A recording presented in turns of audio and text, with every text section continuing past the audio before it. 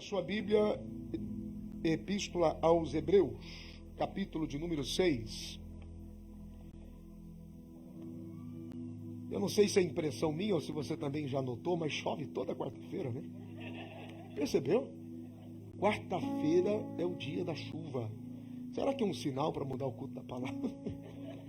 Um dia que não chova tanto, né? Mas é dia de bênção, é dia que só crente vem, né? O pessoal eu recebi algumas mensagens, alguns e-mails, porque eu falei que não existe culto pela internet. Você pode assistir pela internet quanto você quiser de informação, mas não é o que a Bíblia diz que deve acontecer. Você pode assistir aqui, pode assistir em qualquer lugar do mundo, mas para você pertencer ao corpo, você tem que encontrar gente. Você tem que, admoestando em amor, mutuamente frequentar uma congregação.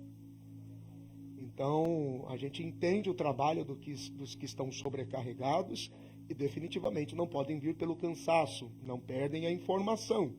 Mas é aqui, que a gente se abraça. É aqui que quando você chega cansado, lá você continua cansado, mas aqui eu te dou um abraço e digo, vai ficar tudo bem, meu brother. Vamos orar junto que Deus vai mudar esse negócio.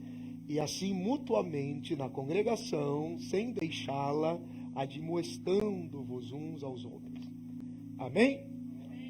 Hebreus capítulo de número 6, obrigado por aqueles que vieram, os que acompanham pela internet, que Deus te abençoe, receba aí esta palavra para a sua vida, mas quando possível, frequente uma congregação.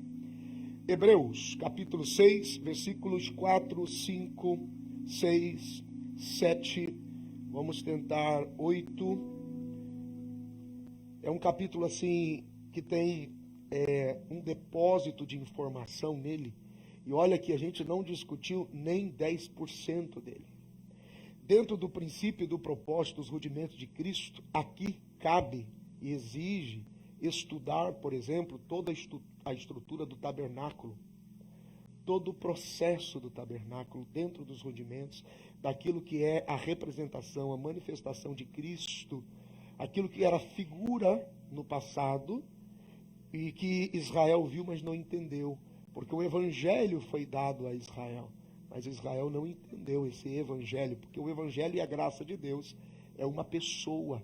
Ele veio para o que era seu, mas os seus não receberam. A igreja assimilou, e a igreja então herdou esse sacerdócio universal, ok? Então não é nem 10%, mas vamos seguindo, e à medida que a gente vai avançando, em outros momentos, a gente vai entrar nesses assuntos também, porque a Bíblia é uma fonte inesgotável de conhecimento, né? Hebreus capítulo 6, versículo 4. Porque é impossível que os que já uma vez foram iluminados, para os que estão comigo e gostam de estudar sistematicamente, você pode sublinhar iluminados, e provaram o dom celestial, você pode sublinhar dom celestial, e se tornaram participantes do Espírito Santo, sublinhe, participantes do Espírito Santo, e provaram a boa palavra, sublinhe boa palavra, de Deus e os poderes do século futuro. Você pode sublinhar século, poderes ou virtudes do século futuro. E aí a gente entra no versículo 6, e recaíram, sejam outra vez renovados para arrependimento. Pois assim como aqueles de novo crucificam o Filho de Deus e o expõem ao vitupério, você pode sublinhar expor ao vitupério. Porque a terra que embebe a chuva, que muitas vezes cai sobre ela, e produz erva proveitosa para aqueles por quem é lavrada, recebe a bênção de Deus. Mas a que produz espinhos e abrolhos é reprovada, e perto está da maldição. O seu fim é ser queimada. Então, os versículos 7 e 8 nos convidam a entender o princípio que o Senhor Jesus estabeleceu na parábola do semeador. Ok? Então, vamos lá. Vamos seguir aqui adiante. A partir do versículo de número 4. Nós temos aqui uma sombra apocalíptica, e nós estamos sendo chamados a atenção para observarmos os tempos. E pelo menos três coisas seriam os sinais mais evidentes que nos dariam a informação, nos deixaria organizados quanto à volta de Jesus. Perceba que nós não temos autorização para datar, nós não temos autorização para determinar. Nem o Senhor, naquele instante, quando ele é questionado pelos discípulos, antes da cruz, ele diz: eu não sei, nem os anjos, somente o Pai que está no céu. Mas quando ele está ressuscitado, quando ele está agora no seu corpo, depois de vencer a morte pelo seu próprio poder, ali ele já sabia. Então por que ele não disse? Primeiro, porque ninguém perguntou. Eles estavam mais preocupados em estabelecer um reino e uma autoridade e um trono do que qualquer outra coisa. Quando foram questionados a saber, ele disse: tem coisas que compete ao Pai saber, e não a vocês. E também havia uma estratégia ali, pegar Satanás de surpresa. Imagina se o diabo sabe quando Jesus vem, o quanto ele pode operar ainda mais em desgraça e em dor. E também pegar alguns crentes de surpresa, né? Porque se a gente soubesse quando Jesus ia voltar, acho que a maioria não estaria aqui, né?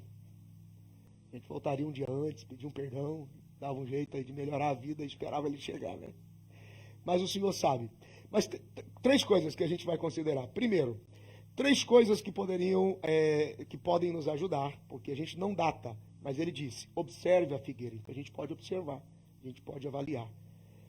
A fé se esfriando, que é a ação da apostasia. 2, e os homens amantes de si mesmo. Talvez esses dois seriam os mais fundamentais: apostasia e homens amantes de si mesmo. Quanto mais nós vemos a necessidade de ostentar em redes sociais, vemos o quanto as pessoas são amantes de si mesmo. E em esferas virtuais.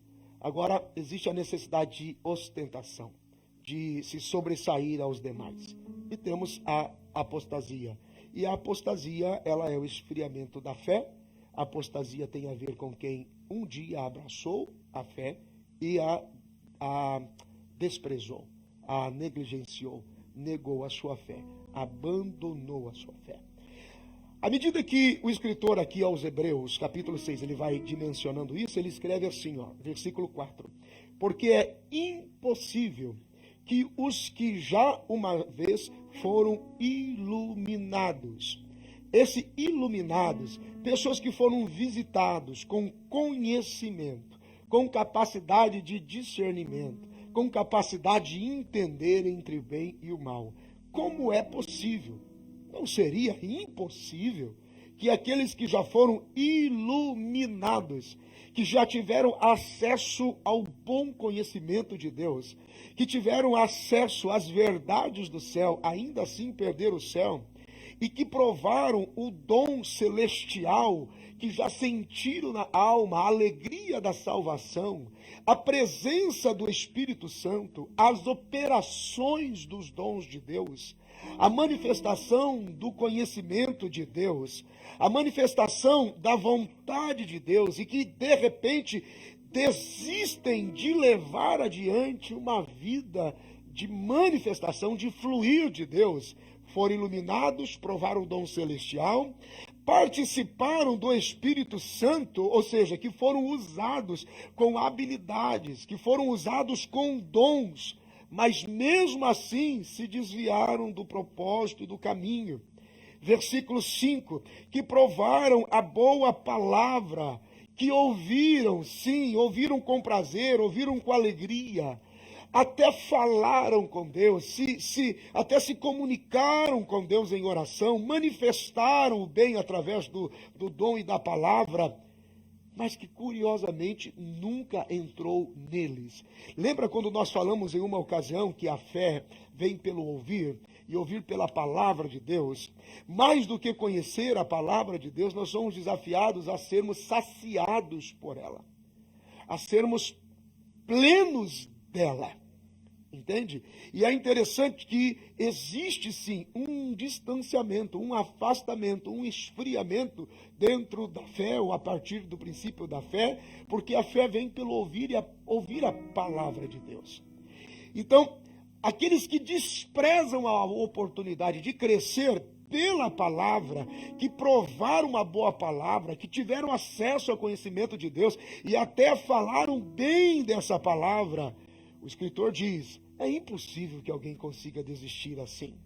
Versículo 5, provaram a boa palavra, a palavra de Deus, e os poderes do século vindouro, ou os poderes do século futuro, porque foram envolvidos de esperança, porque foram cheios de fé e expectativa, porque se deixaram visitar pelas impressões do céu, pela oportunidade de estar com Deus, de poder viver a expectativa de não correr o risco mais de ir para o inferno, e simplesmente desprezam, simplesmente agora rejeitam.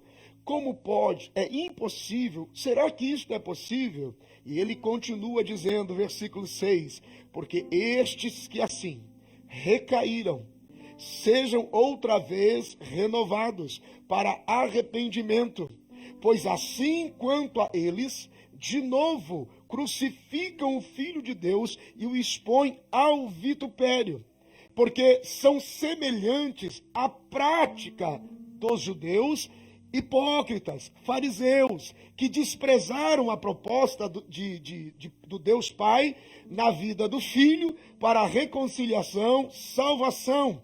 Então, aqueles que o desprezam, tornam-o em vergonha outra vez, e se tornam piores do que os próprios judeus que negaram quando ele veio para os que eram seus. Veja que isso é um grande desafio. Você sabe que o Senhor chama a atenção e repreende os fariseus, repreende os religiosos judeus da época, que querem converter publicanos e pecadores em meros religiosos dentro da proposta do judaísmo. E o Senhor, quando chama a atenção, diz assim: vocês o tornaram cidadãos do inferno 2 vezes. Essa é uma palavra muito dura. Muito dura. Jesus diz: vocês os tornaram cidadãos do inferno 2 vezes. Por quê? Porque quando você pega uma pessoa que vem de uma religião com um fundamento equivocado, que não é um culto ao Deus vivo, que está cheio de manipulação de elementos, de crendices e de sincretismo e de feitiçaria e de engano e de idolatria. De repente a gente pega esse indivíduo, faz desse indivíduo um crente que continua sem perdoar, sem amar, idólatra, incrédulo, resistente, duvidoso. O Senhor está dizendo assim, ó: vocês não passam de hipócritas fariseus malditos, que pegaram uma pessoa que já estava indo para o inferno e colocaram no caminho do inferno 2 vezes. É isso que as religiões fazem quando ganham ou geram indivíduos para continuarem sendo meramente religiosos. O Senhor está dizendo através do escritor aqui aos Hebreus, chamando a atenção, dizendo que a recaída e o desprezo, que também é aqueles que se convertem meramente para continuarem religiosos, que só trocaram de espaço, que só trocaram de prédio, que só trocaram de placa, que só trocaram de credenciais.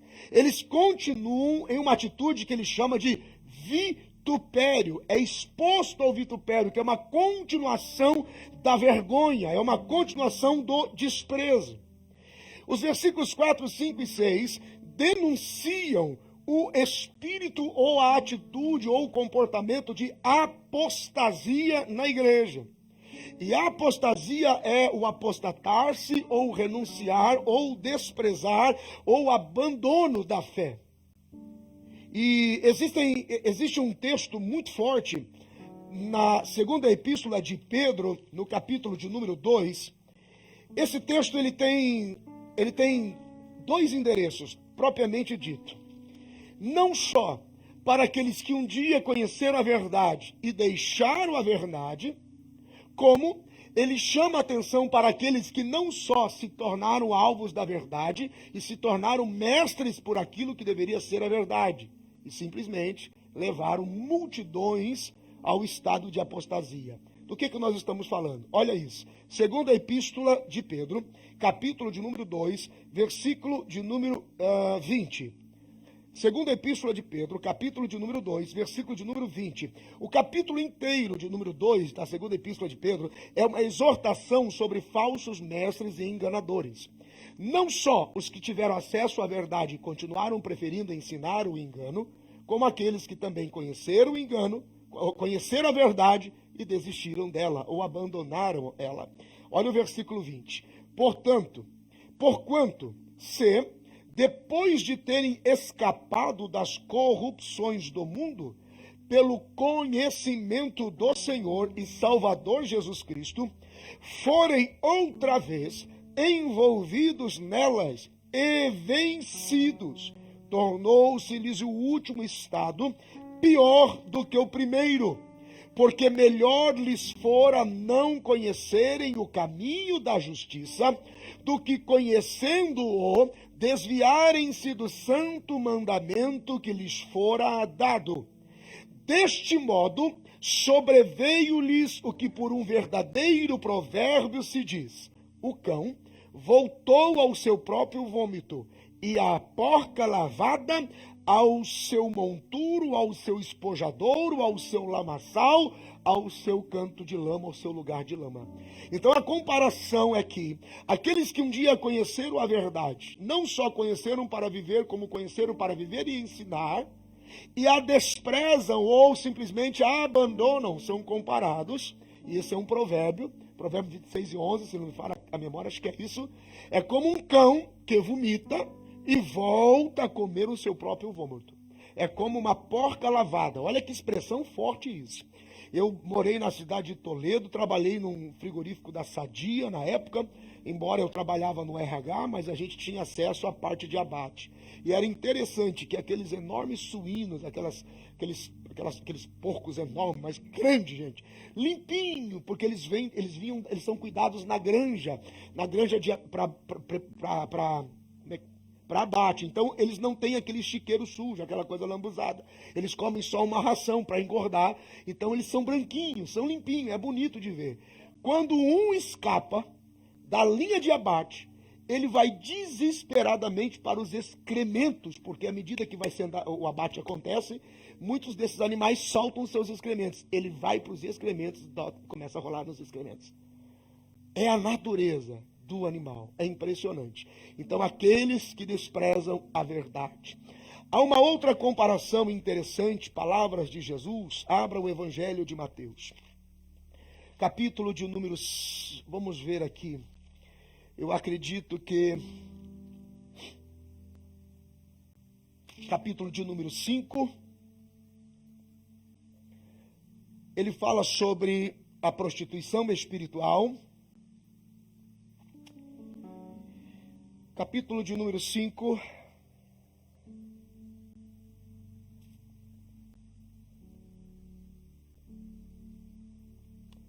ah, 27 e 28. Ouvistes que foi dito aos antigos: não cometerás adultério? Eu, porém, vos digo que qualquer que atentar numa mulher para cobiçar, já em seu coração cometeu o adultério. Quando lá na frente ele fala sobre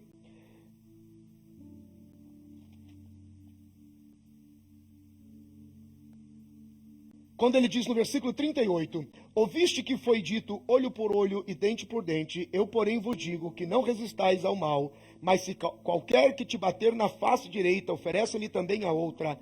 E qualquer que quiser tirar de você a túnica, dá-lhe a capa. E qualquer que te obrigar a caminhar uma milha, vai com ele 2. Do que Jesus fala aqui? Não só pelo ato físico do pecado em si, mas Jesus está denunciando o rigor da lei e o peso da... Então, o que é que Jesus está dizendo concernente ao rigor da lei e o peso da graça? Porque uma vez que você conheceu o nosso casamento, Gálatas... Paulo escreve aos Gálatas no capítulo 5, no capítulo 4, no capítulo 5. Quando você vive pela lei, você tem um matrimônio. Paulo escreve isso em Romanos capítulo 3, capítulo 4, capítulo 5, capítulo 6. Quando você está envolvido em um matrimônio, que é o matrimônio da lei, porque ele fala em termos de relação espiritual com ele. Quando você está relacionado com a lei, você rompe com esse matrimônio aqui e agora uma nova vida se inicia pela graça de Deus. E ele está dizendo que todos aqueles que abandonam a graça de Deus e a liberdade da graça de Deus para viver outra vez como escravos da lei, pecaram. Queridos, isso é muito, muito, muito perigoso, porque eu encontro igrejas por aí que são igrejas envolvidas com a graça de Deus, salvos na graça de Deus, mas ficam evocando elementos da lei para culto, se vestindo com roupa de Jerusalém, com roupa de Israel, com pedra de Israel, usando elementos de Jerusalém, trazendo coisas do judaísmo, trazendo elementos do judaísmo, e o Senhor está dizendo, se eu vos gerei na graça, se eu vos gerei, porque como gentios não tínhamos acesso, mas por ele agora o acesso nos é dado, porque ele veio para o que era seu e os seus não receberam, mas todos os que receberam, lhes deu a oportunidade de serem filhos de Deus. Não, ninguém vai me convencer que é a mesma coisa, não é. Deus tem um tratado para Israel, Jerusalém e todos os judeus, e Deus tem um tratado para a sua igreja. Éramos dois povos, somos um em um corpo só, mas para cada tempo e para cada ambiente de culto e simbolismo e significado. Então alguns querem viver na graça evocando o tempo, evocando os costumes, e foi esse o grande conflito de Paulo com Pedro em Gálatas. Ele chegou e disse assim para Pedro, por que que você vem aqui comer com a gente? Por que que você vem nos cobrar da incircuncisão? Se você não deixa a gente frequentar o culto de Jerusalém, porque não somos judeus? Porque agora somos todos gentios? Por que que não temos essa conexão? Por que que não temos? Então veja que isso é um conflito quase que eterno. Então é perigosíssimo, né? Não, elementos, evocando elementos. Não, gente, não. Isso não é o caminho. É a mesma coisa que você cometer um adultério espiritual. Porque uma vez na graça, voltar a evocar elementos, voltar a procurar elementos, chega a ser um absurdo, né? Porque eu preciso frequentar a terra, porque eu preciso confirmar meu batismo. É uma da estupidez mais enorme da eternidade. Ou eu estou muito burro, cara, ou eu estou muito ruim de entendimento. Não, é porque vimos o Jordão, precisamos confirmar o batismo. O sangue de Jesus tem poder. Me diz uma coisa, irmão. Então vamos sair todo mundo daqui, vamos para Jerusalém. O que a gente está fazendo aqui é perdendo tempo, gente. Para com essa conversa. Não existe isso. Não é porque minha vida melhorou depois que eu comecei a frequentar Jerusalém. Então tira a cruz, rapaz. Tira Jesus do caminho. Os caras mataram ele, meu irmão. A única coisa, orar pela paz de Jerusalém, mas não se converter a Jerusalém. Não se converter a nenhum elemento de lá. Não é possível que eu preciso ir lá naquele monte e clamar. Não é possível que eu preciso subir o Sinai. Está errado, alguma coisa está errada. Um turismo para conhecer, para ir, para vir, mas esses elementos não podem ser confundidos. Não podemos apostatar da nossa fé, inclusive a fé que abraçamos pela graça de Deus. Percebe? Então, ele chama a atenção dizendo que todo desprezo é como um vitupério. Não. Eu só preciso ir lá, porque eu tenho que tocar, porque senão... Não. Bem-aventurado, todos os que não viram, não viveram, bem-aventurados. Você entende até aqui? Diga graças a Deus. Queridos, nós vivemos dias de grande expectativa porque Cristo está voltando. E a apostasia é um dos sinais que sobressai, porque é o abandono da fé. Deixa eu considerar algumas coisas para vocês ainda dentro deste assunto. Mateus no capítulo 24. Um dia vamos estudar só Daniel, Mateus 24 e o Apocalipse. Vai ser bem curioso, né? Mas aquele que é fiel no pouco vai merecer muito, né? Glória a Deus. Mateus capítulo 24. Abra um pouquinho, por favor. Tenha em mente que o arrebatamento não é para o mundo. O arrebatamento é para a igreja. Ok? O arrebatamento não é para o mundo. O arrebatamento é para a igreja. E o arrebatamento não é a volta de Jesus. Ok? É a falta de atenção e um pouco de preguiça. O arrebatamento é o rapto da igreja. Preste atenção. Aqui está o planeta Terra, a Nova Jerusalém está em movimento, porque ela vai se estabelecer como capital de todo o governo da Terra. A Nova Jerusalém está em movimento. A qualquer momento acontece o rapto, e a Jerusalém está descendo, e a igreja vai subindo ao encontro, se encontra com Jesus nos ares, e a Jerusalém vai descendo. Quando ele se encontra e o banquete das bodas começam, 7 anos exatos do nosso Cronos começa. 7 anos, e ela continua descendo. Até que ao final da batalha do Armagedon, Cristo vem. Percebe? Aqui está a volta. O rapto não é a volta. Ok? Muita gente vai ficar pensando que várias pessoas que lhe incomodavam desapareceram e você não sabe explicar. O próprio governo do anticristo vai condicionar as pessoas a acreditarem em um ambiente de caos de tal forma que ele assume o controle para 3 anos e meio de paz, que confunde e enganam muita gente, até a quebra do contrato. Nesse exato momento, a Nova Jerusalém está em movimento. Todas as ações, o aceleramento do tempo, o tempo remido, os distúrbios na água, na terra, no mar, no céu, todos esses elementos que estão se desfazendo, todo esse grito do planeta como um todo. Eu não sei se vocês sabem, mas os estudiosos que acompanham, né? Porque, irmãos, os cientistas que estudam o planeta e os últimos dias do planeta já leram mais a Bíblia do que eu e você juntos. A Bíblia é fonte de consulta. Eles só não anunciam para que isso não se torne religioso, mas eles estudam os elementos. Eles sabem do que está acontecendo. E os estudiosos do comportamento do planeta sabem e já concordam unanimemente que nós não temos mais vida útil nos próximos 40 anos. Se nós tirarmos a volta de... Vamos lá, tirou a volta de... Esquece o arrebatamento, esquece a volta, esquece tudo. Não há vida útil nos próximos 40, 50 anos para o planeta Terra. Por si só haverá um caos. Água, alimento, segurança, explosão demográfica, por si só. Não tem vida útil para o planeta nos próximos 40, 50 anos. Toda essa movimentação, toda essa resposta é a aproximação da Nova Jerusalém que vem. Cristo está às portas. A qualquer momento, a igreja, ela é tirada, é o rapto, mas não a volta.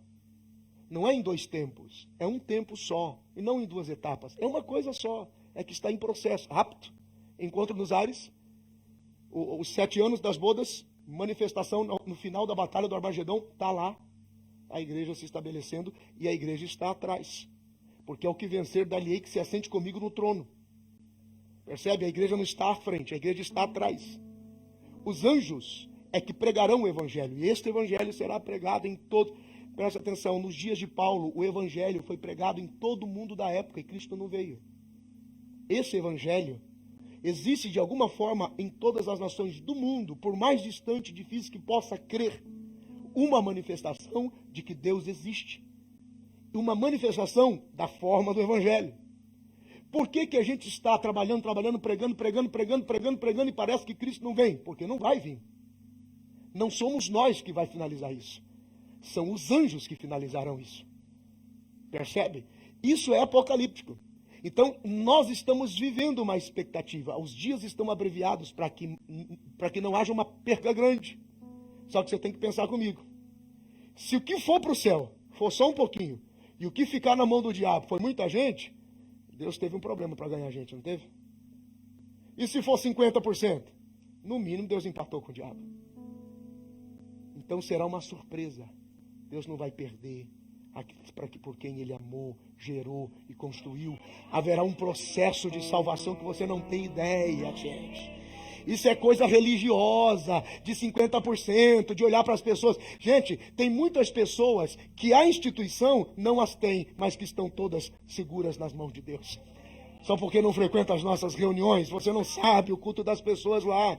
Isso é um mistério, gente. Presta atenção. É Deus que é o dono desse negócio. É que foi muitos anos batendo na cabeça da gente que a gente era os únicos salvos e perfeitos. Para com esse negócio. Deus é o Senhor dessa obra. Não perca por esperar. Em algum momento essa casa será cheia numa multidão de pessoas, de gente que você jamais poderia imaginar que um dia entraria nessa casa. Ah, pelo amor de Deus, fica comigo, irmão, pensa comigo. Jesus estava junto do tanque de Jacó para beber água, não estava? Quem é que ele encontra? Uma mulher pecadora, amante de 5 homens, mais 6 e nenhum era seu, não era? Enquanto os seus discípulos foram buscar pão para comer, ele tirou tempo com essa mulher para poder ministrar nela uma semente de salvação, não foi? Os seus discípulos levaram anos dando trabalho, mas aquela pecadora trouxe uma cidade inteira para ele. Você acha, irmão, que Deus vai ficar esperando crentezinho, religiosozinho, esperando oportunidadezinha, credencialzinha, certificadozinho? Deus vai salvar pecadores, prostitutos, viciados, homossexuais, lésbicas. Deus vai salvar o pior dessa região e eles trarão uma multidão de gente para essa casa, rapaz. Ah, pelo amor de Deus! Você acha que Deus vai perder gente?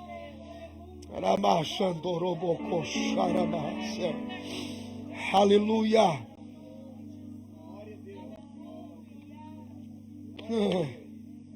A gente vai conseguir romper com essa mentalidade.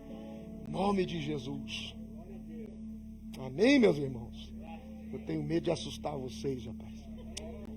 Mateus 24, versículo 12. Esse pastor é doido, o pastor não tem noção. O que o pastor Zé Carlos fez? Trazer esse homem doido, e agora? Como é que a gente vai fazer? É porque não tem mais volta, não. Vai ficar todo mundo doido, irmão. Mas é o Evangelho, gente. Comece a pensar comigo. Olha a grandeza de um Deus Todo-Poderoso. Se você pensou um pouquinho, eu acabei de dizer para você que tem esperança para os seus irmãos. Tem esperança para os seus cunhados, para o seu pai, para a sua mãe. Eu acabei de dizer que a sua oração não é em vão. Que todo o depósito de lágrimas que você deixou no altar, um dia Deus vai colher. E vai visitar a sua casa, vai visitar a sua família, vai visitar os seus sobrinhos, vão visitar se os seus avós estiverem vivos, vai visitar os seus avós, vai visitar a sua casa. Há salvação para a sua casa em Jesus. Se acredita nisso, diga glória a Deus. Aleluia. Bendito seja o nome do Senhor. Olha o versículo de número 12 de Mateus 24. E por se multiplicar a iniquidade, o amor de muitos esfriará. E essa iniquidade aqui, diga comigo, iniquidade. Iniquidade é tudo aquilo que você faz e Deus não pode participar. Quer escrever? Escreve. Iniquidade é tudo aquilo que você faz e Deus não pode participar. É o pensamento, são as palavras, são as atitudes, é o comportamento, é a escolha, é a decisão, que Deus não pode ser participante. E quando ele diz, por se multiplicar a iniquidade, o amor de muitos esfriará. Irmãos, muitos são qualquer um. E a igreja não é muitos, no sentido de qualquer um, ou qualquer alguém. A igreja, ela é toda dele, ela é especial, ela é zelosa, ela é de boas obras. A igreja é apaixonada, a igreja não desiste, ela está ansiosa, ela está desejosa, ela está esperando. A igreja está lá, ela sente dentro dela, Maranata, ora vem Senhor Jesus, venha o que vier, aconteça o que acontecer. A igreja não desiste, a igreja não recua, a igreja não muda de ideia, ela está presente, ela ama tudo, ela gosta de tudo, ela se apaixona de tudo. A igreja, então muitos sim estão se esfriando, mas o amor da igreja não acaba, o amor da igreja não termina, o amor da igreja, a igreja não desiste, ela está desejosa, ansiosa, esperançosa. Você entende o que eu estou falando? Diga glória a Deus. A iniquidade também é uma forma de se institucionalizar o pecado. O que é institucionalizar o pecado? É quando existe um acordo entre um determinado ajuntamento de pessoas para que todos concordem com a permanência da corrupção, para que todos concordem com a permanência do erro. É quando as pessoas concordam por causa da corrupção, todos se calam ou deixam de denunciar em oração, em consagração, em resposta de adoração. Então ele diz assim, por se multiplicar a iniquidade, o amor de muitos esfriará. Versículo 13, mas aquele que perseverar até o fim, esse será salvo, porque a perseverança é o segredo da vitória, não é a inconstância. Então veja que eu estou conectado com o assunto de Hebreus, aqueles que recaíram na fé, que foram iluminados, que receberam o poder da palavra, que experimentaram a glória do futuro, das coisas vindouras, que tiveram acesso à palavra de Deus, que foram cheios do Espírito Santo. Como pode? Versículo 13, mas aquele que perseverar até o fim será salvo. E o fim não é aqui, o fim não é o arrebatamento, o fim está em ambiente da batalha de Armagedon, porque muita gente que vai ficar por aqui, porque todos os que ficarem aqui serão candidatos ou se tornarão efetivamente missionários para a grande tribulação. Você sabe que tem gente candidatando a ser missionário para a grande tribulação. E ele vai ter que aguentar as pontas depois. Mas estes que perseverarem até o fim, porque a misericórdia de Deus vai além do que você pode imaginar. Então nós somos desafiados aqui. O arrebatamento é o rápido, não é a volta, não é o fim, não acaba ali. Vai acabar com a batalha de Armagedon, quando o Senhor vem e se estabelece, e o reino de milênio, os 1000 anos com Cristo, se estabelece. Vocês querem ouvir falar um dia sobre isso, só sobre isso, do começo ao fim? Então vamos falar para ficar bem claro, porque às vezes, como a gente está pegando picado para compor um desenvolvimento de um assunto, para muita gente fica isolado. Mas nós vamos fazer, de repente a gente faz uma pausa, só para eu fazer um período de Daniel, Mateus 24 e Apocalipse, tudo bem? Vamos fazer, então vamos lá. A fim... ok, o que perseverar até o fim será salvo. Deixa eu ver, versículo 14. E este evangelho do reino será pregado em todo o mundo, em testemunho a todas as nações, e então virá o fim. Aí eu te pergunto, se as frentes missionárias e todas as ações de evangelização e todas as ações de provocar a iluminação, o entendimento do poder da palavra de Deus, com todos os coadjuvantes na frente dos campos de batalha e tudo mais, por que Cristo ainda não veio? Porque toda a manifestação do testemunho será para as nações. E esse testemunho para as nações que provocará o fim, não será ministrado por nós, será ministrado pelos anjos, em toda a esfera, para todas as nações, e ninguém será indesculpável. Então perceba uma coisa, são coisas distintas aqui, certo? Logo após o arrebatamento, e haverá um processo da grande tribulação, que muitos ainda, com a sua própria vida, conseguirão alcançar um nível de misericórdia e salvação. Embora isso vai lhe custar muito, porque será através da espada. Agora, quando o fim se estabelecer, determinantemente, que então Cristo com a igreja, e agora, porque a igreja regerá sobre as nações. Então haverá toda uma manifestação angelical, porque isso foi feito desde o princípio. Quem é que anunciou toda a relação do Éden? Anjos. Quem falou com Moisés? Quem se manifestou a Ló? Quem se manifestou? Quem anunciou? Quem foram os primeiros a pregar o Evangelho? O que é o Evangelho? O Evangelho é a Boa Nova. O que é a Boa Nova? É Cristo. Quem foram os primeiros pregadores do Evangelho e da Boa Nova? Os anjos. Eis que nasceu na cidade de Belém, o Salvador, que é Cristo, o Senhor. Eles continuarão pregando, porque o Evangelho não muda.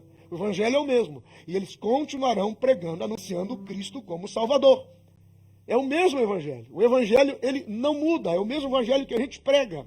É o mesmo Evangelho que produzirá salvação. E no período da grande tribulação, esse Evangelho continuará sendo pregado, mas pregado pelos anjos. E a igreja estará na terra nesse momento, porém, assentada com Cristo em glória. Tudo bem até aqui? Aqui está o entendimento, por que a nossa geração prega, anuncia, e parece que nada acontece. Nos dias de Paulo isso aconteceu também, e Cristo não veio. Por quê, pastor? Porque não basta só pregar. É preciso ouvir e obedecer o Evangelho. Percebe? Essa é a grande diferença.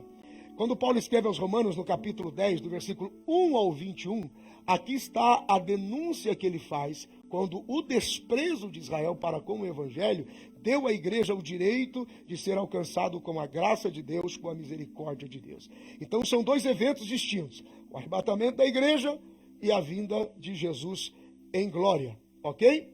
Versículo de número 14, com relação ao Evangelho do Reino.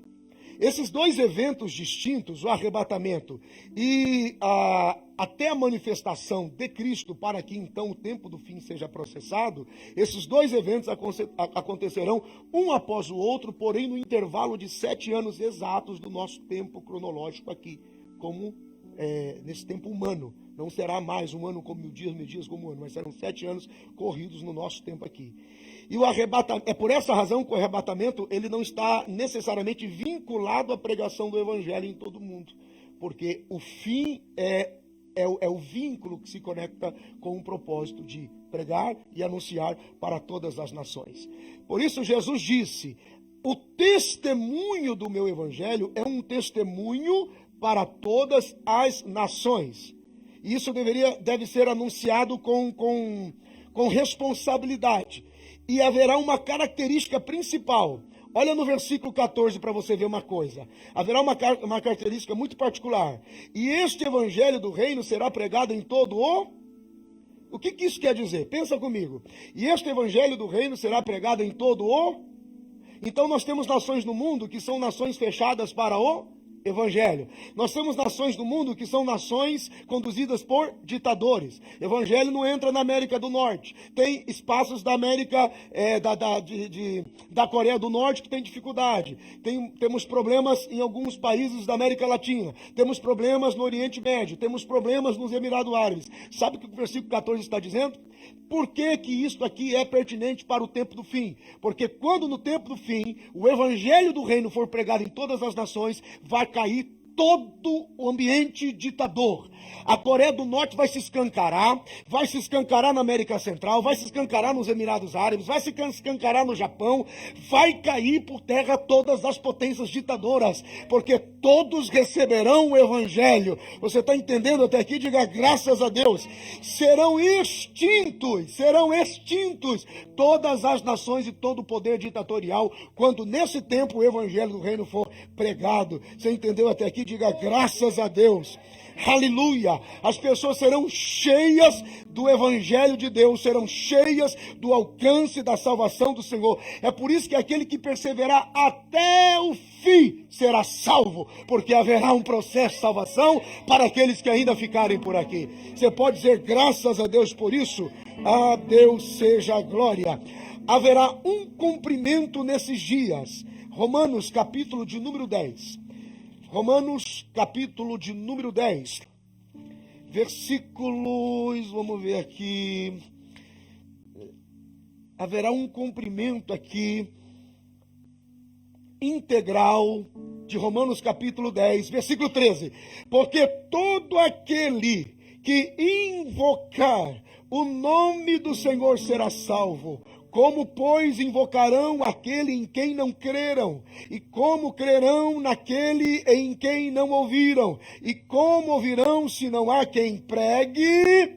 Esses versículos 13 e 14 são versículos proféticos para o tempo do fim. Percebem? Muitos que desprezaram, negligenciaram, ignoraram, serão alcançados pela manifestação do Evangelho que os próprios anjos pregarão.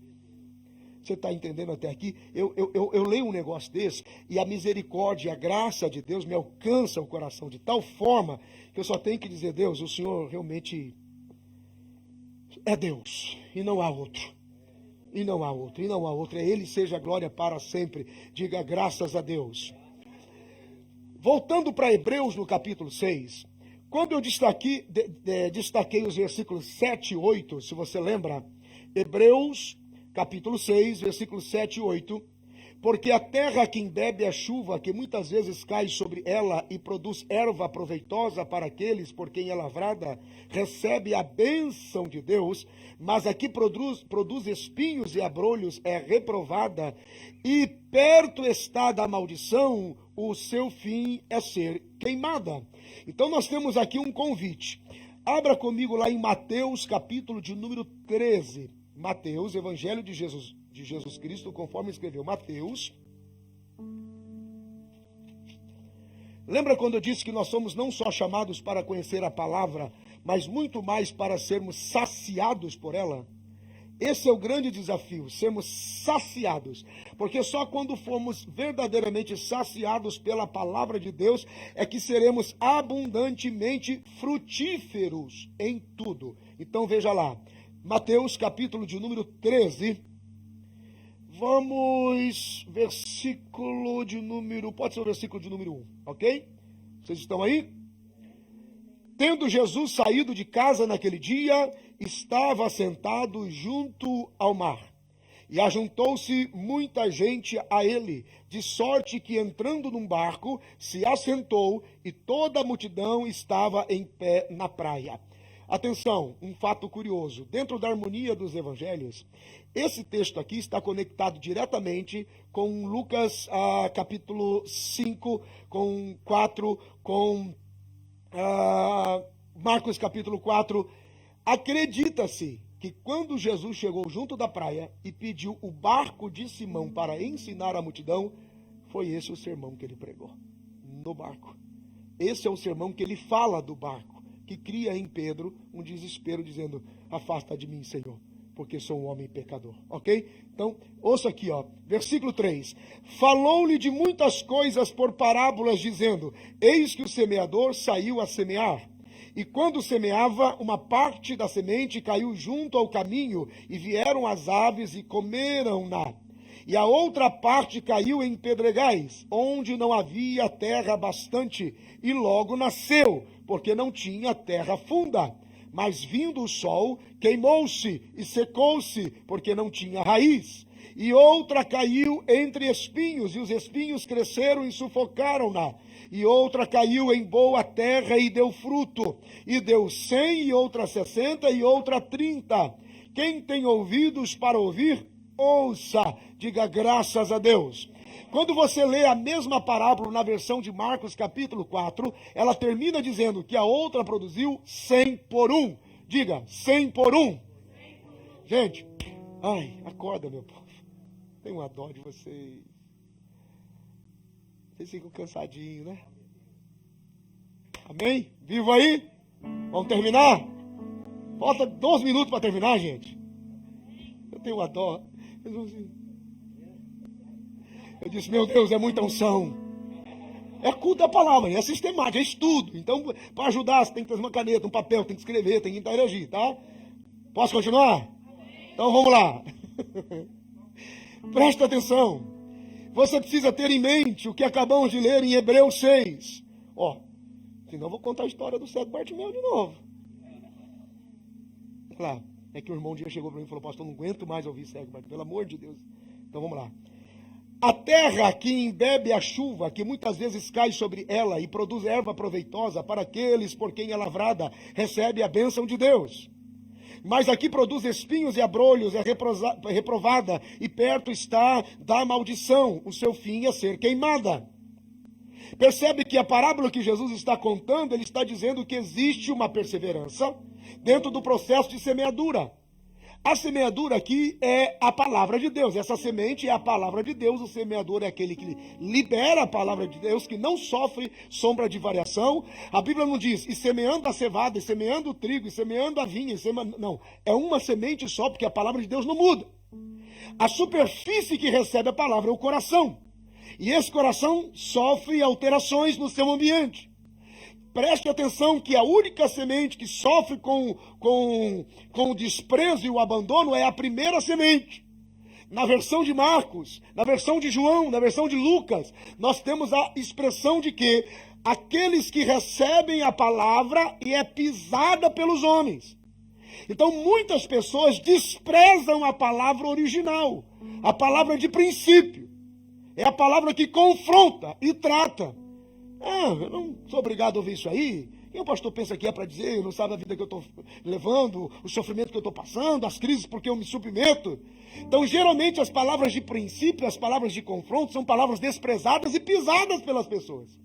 Então, percebe que as aves que vêm do céu, porque é Jesus quem explica a parábola a partir do versículo de número 14, 15, ele está explicando a parábola a partir do versículo de número 18 também. E é ele quem diz que a semente que foi pisada e a ave do céu veio, essa ave é o diabo. Então percebe que a Bíblia não diz assim, e caindo a semente sobre a pedra, o diabo veio correndo para levar a semente embora. Não. E caindo a semente sobre os espinhos, o diabo veio correndo para pegar a semente e levar a semente embora. Não. E caindo a semente em terra boa, veio o diabo para tentar roubar a semente. Não.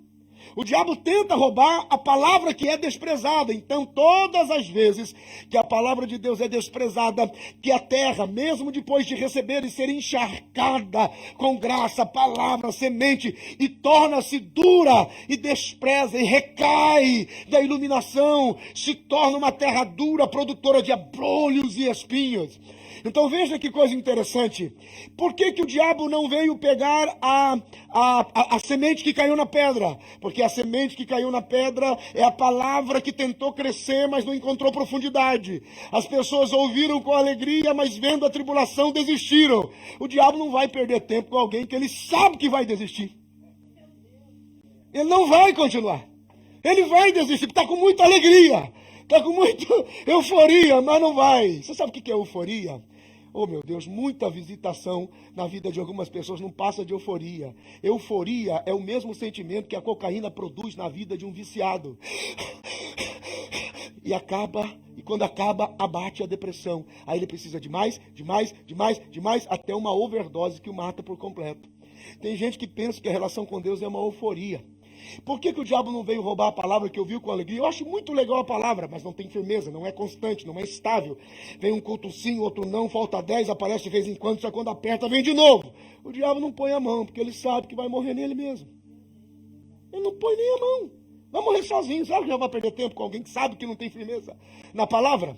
Por que o diabo não veio buscar a semente do espinho? Que a Bíblia diz que o espinho é aquele que está embaraçado com as coisas dessa vida. Vem para a igreja, mas ainda continua com o pé no mundo. Continua com uma prática mundana. Ele nem esquenta a cabeça. Ele sabe que logo o mundo vai sufocar a pessoa que não confessou de verdade. Eu não vou colocar a mão em quem está envolvido com o mundo. O diabo também não vem pegar a semente da terra boa. Porque, perdeu, irmão. Quando é terra boa e acabou. Quando é terra boa, é 100 por 1. Quando terra boa, é 100 por 1. Qual foi a semente que o diabo veio buscar? A semente pisada e desprezada. A semente que foi ignorada, que foi resistida. Por que o diabo veio buscar essa semente? Porque ele morre de medo dessa semente. Essa semente é a semente de princípio. Essa semente é a semente de verdade que convence o homem para sempre. Ele sabe que se o homem parar para ouvir, ele perdeu para sempre. Então ele tem que tirar aquela verdade dele. Ele tem que arrancar aquilo dele. E coloca preguiça, e coloca sono, e coloca desculpa, e coloca revolta, e coloca nervo, e coloca, eu tenho que roubar essa palavra, porque se ele ouvir, ele vai receber vitória sobre mim. Ele vai receber vitória sobre as minhas obras na vida dele. Então o diabo precisa roubar aquela semente. O resto ele nem rouba, porque sabe que a pessoa vai morrer sozinha. Você está entendendo? E qual é a produtividade? A semente da pedra, ela produz 60%. A semente do espinho produz 30%. E a terra boa produz 100%. São 4 sementes, 3 resultados. Só a primeira que se perdeu, que não tem resultado nenhum. Ainda existe produtividade. Tem gente que gosta da palavra e ainda assim desfruta de um pouco, mas desfruta de uns 60%. Os embaraçados dessa vida, geralmente a pessoa muito embaraçada com essa vida, ele demora para aparecer, mas quando ele aparece, ele traz uma oferta generosa para tentar compensar. Ele produz uns 30%, mas a terra boa produz 100%. E se produz 100%, e nós temos uma dízima aqui de 3, 30, 60 e 90. Por que é 30, 60 e 100? Por que é 100%? Porque quem é 100%, meu irmão, fica contente com 90, sabe para onde vai 10. Porque quem produz 100% produz com alto índice de generosidade e graça. Ah, gente, vai de conta, vai. Dá uma de si, pelo menos. Você está entendendo? Só que a pergunta que tem que se fazer aqui agora, por que depois que você recebeu a pura semente do Evangelho, você não produz 100%? Alguns produzem 60%. Vem, mas não vem. Faz, mas não faz. Tá, mas não tá. Outros 30%. Outros simplesmente desaparecem. Você sabe que na parábola dos talentos isso é sério. Isso é muito sério. Lucas 19, perdão. Cadê aqueles? Aqueles que eu dei oportunidade, porque eu dei 10 oportunidades, 3 voltaram para agradecer, 7 não tiveram a coragem de me ver. Onde eles estão? Aqueles que desprezaram o meu governo. Onde eles estão? Terra dura. A Bíblia diz em Hebreus 6 e 7, porque receberam chuva, semente, umidade, tratamento, para ser generosos em produtividade, porém se tornaram terra seca, com abrolhos e espinhos. E disse o Senhor: trazei-os todos e matai-os diante de mim. Percebe? Se não há produtividade, é aqui que entra a parte mais forte. Tem alguém aí? Eu ia até encerrar, mas vamos fazer o seguinte, eu vou falar porque está registrado. Percebe que em nenhum momento a Bíblia diz assim: e faltando o sol, e não tendo chuva, e por causa das intempéries, falhou a semente. Não. O único momento que a semente falha é no momento que ela é pisada. Mas o da pedra diz: e caindo na pedra, nasceu. E caindo no espinho, nasceu. E caindo na terra boa, nasceu. Percebe o efeito da palavra? Segunda observação: todos os outros ambientes, ou todas as outras, como é que eu falei? É onde cai a semente? O solo, que representa o coração do homem, da mulher, nosso coração. Percebe que todos os outros receberam bem a semente. A pedra recebeu, o espinho recebeu, a terra boa recebeu. As pessoas recebem a palavra. Elas recebem a palavra, Juliana. As pessoas recebem a palavra. Percebe? Uma passou a dificuldade de não ter profundidade. A outra passou a dificuldade por estar embaraçada com os espinhos das coisas do mundo, né? E a outra recebeu em terra boa e ganhou alta produtividade. O semeador não desistiu de semear. A semente não é diferente. A semente tem condição de crescer. Deus não faltou com o tempo, com o sol, com a chuva. A Bíblia não diz assim, e liberando a semente sobre a pedra porque faltou o sol e não choveu na hora certa. E porque não. Estava tudo no lugar. Então, qual é o problema? O que está acontecendo aqui? Jeremias 23, versículo 28.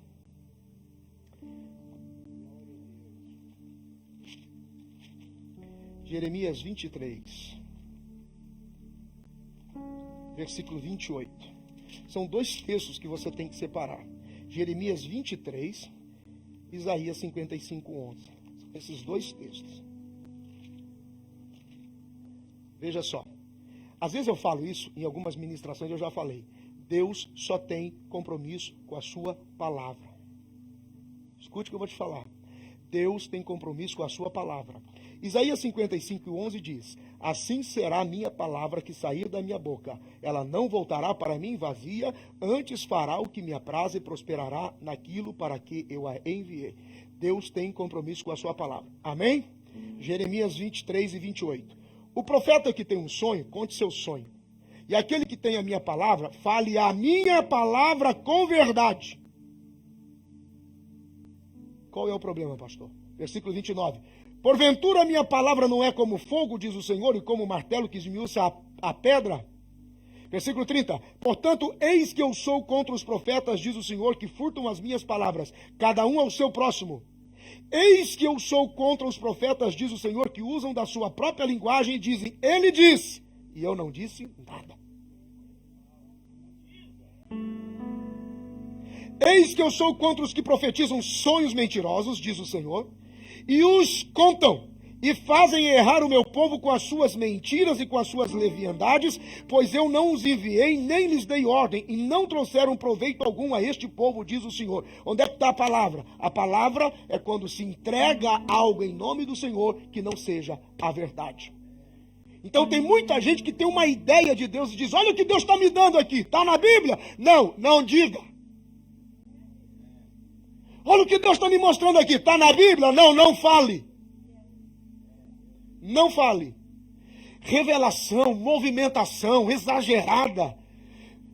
Gente que fez campanha, 200 mil campanhas, 300 mil, 4 mil tipos de campanha e nunca recebeu nada.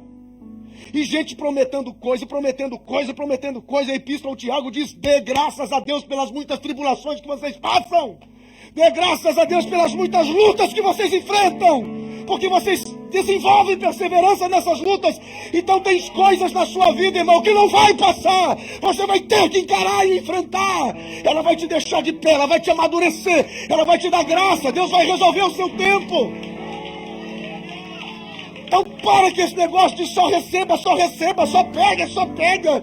E negocia com elemento, e negocia com dinheiro, e negocia com oferta, e engana a cabeça do povo, e libera a profecia, porque Deus está falando, Se não estiver falando segundo a palavra, Deus não está falando. Eu sou alvo de revelação, Deus nunca falou comigo, eu e minha família nunca fomos enganados. E eu sei o peso que essa palavra tem. Então por que algumas pessoas não conseguem produzir 100%? Porque foram alvos de uma palavra que não era genuína. Acreditaram, não viram o efeito, se frustraram, se decepcionaram e foram embora. Desistiram dela. Percebe? Irmãos, Deus não perde o controle absoluto. Deus não perde o controle da nossa vida em absoluto. Deus está no controle absoluto de todas as coisas. Você vai ver, o choro dura uma noite, mas a alegria vem pela manhã. Deus não começa nada sem antes estabelecer o fim primeiro. Todas as coisas estão no controle dele. E ainda que você dê uma volta enorme, ainda que você dê um desvio enorme, porque você se perdeu, ou se ignorou, ou se tornou estúpido, ele vai dar um jeito de te arrancar e trazer de volta, porque ele não abre mão de cumprir o propósito dele na sua vida. Quantos podem glorificar o Senhor? Pastor, mas eu falhei. O teu erro não te define. Um momento na tua vida não te define. Foi só um momento. Você aprendeu. Agora se levante a cabeça e volte a andar, porque Deus não vai deixar de cumprir o que Ele te prometeu. Quantos podem aplaudir a Jesus por isso?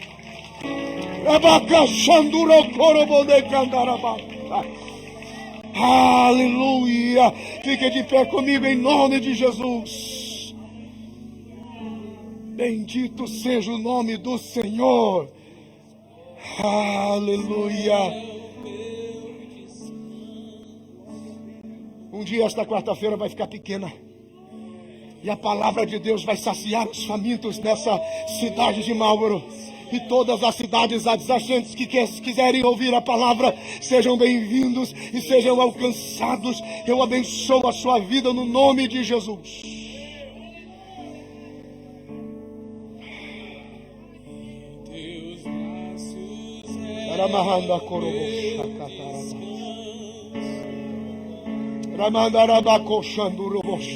Se você é batizado com o Espírito Santo, feche os teus olhos, fale em línguas estranhas se você acredita.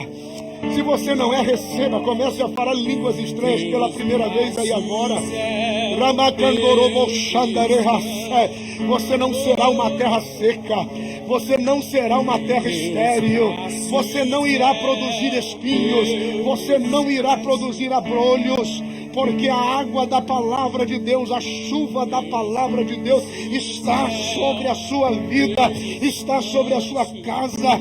Eu declaro pela palavra de Deus que os teus filhos são herança do Senhor. Eles não serão vergonha para sua casa, eles não serão vergonha para sua vida. Deus vai pegá-los, Deus vai levantá-los, Deus vai tocá-los. Aleluia, aleluia. Haverá profecia, unção e movimentação profética sobrenatural através da vida dos teus filhos. Aleluia, aleluia, aleluia, aleluia. Deus está te trazendo de volta para o propósito dele, diz o Senhor. O propósito da palavra. Aleluia, aleluia. Você vai produzir 100 por 1, 100 por 1, 100 por 1. Terra boa, onde a semente não se perdeu, onde o evangelho não se perdeu. Ele mandará baixar, catocorobo, xandarabassa.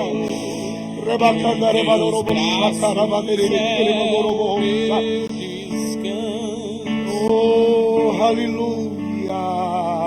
Teus braços é o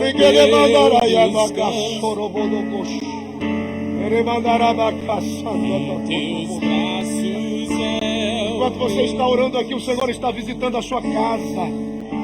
O Senhor está visitando a sua família, visitando os seus filhos, visitando a companhia, visitando a empresa. No nome de Jesus agora, nós oramos aqui para que haja uma movimentação na casa, para que haja uma movimentação na empresa, em nome de Jesus. Mestre, eu preciso de um lar. Ai, que mandara bachoro do comandiri magere mandara baixo. Restaura minha vida, Deus.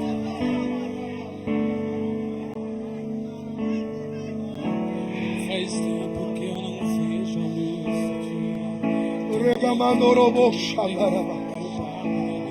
Requemadara baixo, cantora madega mandara. Selado, Remandegere baixando robocoboshi. Libigere mandoro robocoboshi.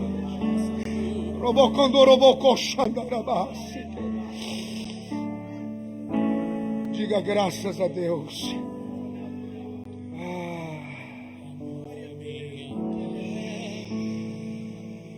me chama